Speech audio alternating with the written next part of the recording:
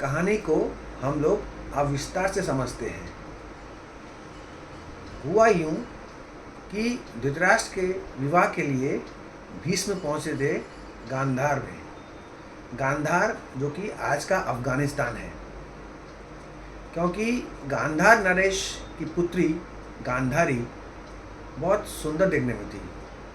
वो पहुँचे विवाह का प्रस्ताव लेकर, और गांधार नरेश ने सोचा कि भीष्म ने पांडु के लिए प्रस्ताव रखा है, क्योंकि धृतराष्ट्र नेत्रहीन थे। परंतु जब उन्हें मालूम चला कि भीष्म ने धृतराष्ट्र के लिए उनके लिए चुना है गांधारी को, तो वे विवश होकर उनका विवाह करते हैं। परंतु यहाँ पर एक समस्या ये है कि गांधारी मांगलिक थी। अब मांगलिक का अर्थ क्या होता है, इसके बारे में विस्तार से हम लोग बात करेंगे, चर्चा करेंगे। फिलहाल ये समझिए कि उनको कुछ उपाय करने थे। सांकेतिक विवाह करना था एक दोष का खंडन करने के लिए, जिसे उनके पिता ने किया था। इसके बाद जब उनका विवाह हो जाता है गांधारी का धृतराष्ट्र के साथ, तब धृतराष्ट्र को मालूम चला कि यह गांधारी का द्वितीय विवाह है, और वह बहुत आग बबूला हो गए और वो उसे मान नहीं सके, और गुस्से में उन्होंने युद्ध छेड़ दिया गांधार के साथ। और भीष्म ने उस लड़ाई में गांधार नरेश और उनके 7 पुत्रों को बंदी बना लिया। और बंदी बनाने के बाद उन्हें जिस जेल में रखा गया था, जिस कमरे में रखा गया था, उसमें खाना मिलता था सिर्फ 1 लोगों के लिए।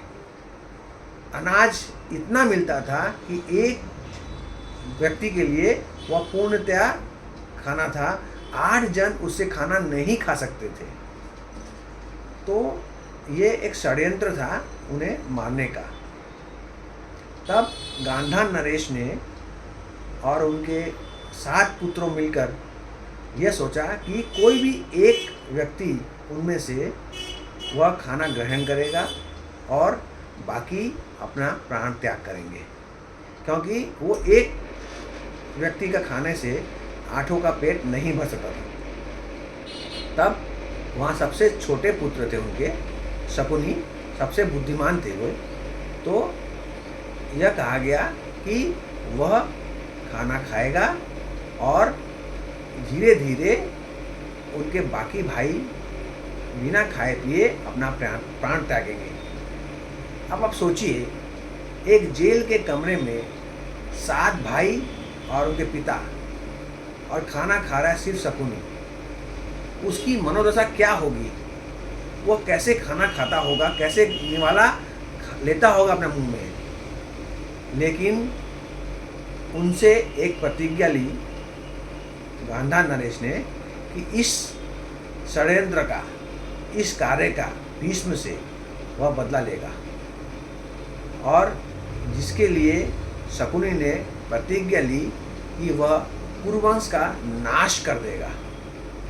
इसी संदर्भ में शकुनी ने जो प्रतिज्ञा ली थी कि वह कुरुवंश का नाश करेगा, उसने एक षड्यंत्र रचा। उनके पिता जब आखिरी में जब उनका देहांत हुआ, तो उनकी रीढ़ की हड्डियों से उसने चौसर के पासे बनाए।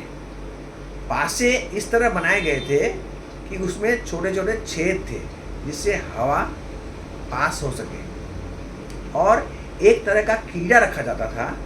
वह कीड़ा कभी भी सीधा ही होता था, उसे उल्टा रख दो, कैसे भी रख दो, वह हमेशा सीधा होता था।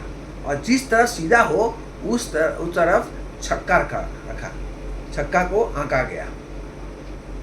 इसलिए जब भी शकुनी पासे फेंकते थे, वह कीड़ा अपना हरकत शुरू कर देता था और वह छक्का दिखता था। और हर खेल में, हर दाव में शकुनी जीत जाते थे। यह था उनके पासों का रहस्य। कोई तंत्र नहीं था। वो कीड़े जो उसने भरे थे अंदर में, वे हवा उनको मिलती थी और खाना था उनका हड्डी। हड्डी में कैल्शियम होता है, वह हड्डी से वह कीड़ा जीवित रहा और वह उसे हवा भी मिलती थी और वह अपना कार्य भी करता था। और जब महाभारत में द्यूत क्रीड़ा हुई तब उसने वह उन पासों का इस्तेमाल किया जिससे पांडव हार गए थे।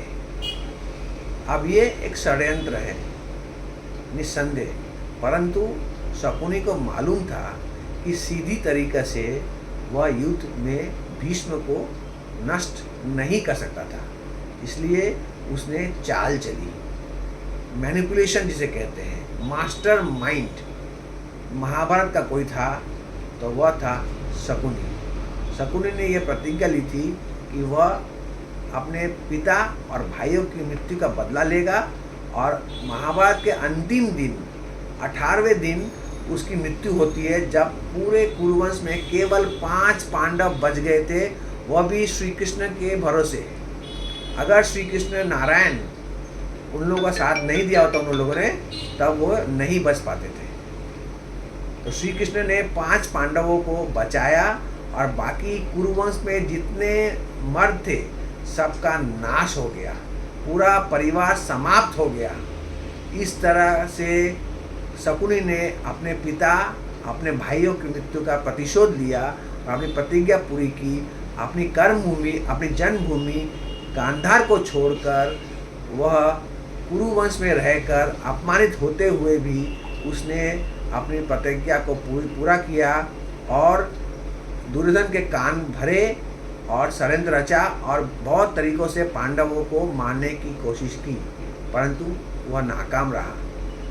लेकिन वह वीर था, लड़ाई की उसने और लड़ाई के अंतिम दिन में उसे सहदेव ने उनका खात्मा किया।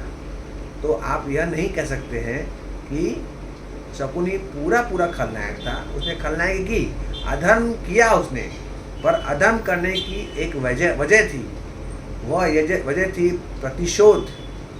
महाभारत में आप समझेंगे कि प्रतिशोध और काम वासना, ये 2 चीज़ मिलकर एक युद्ध होता है और युद्ध में सर्वनाश होता है।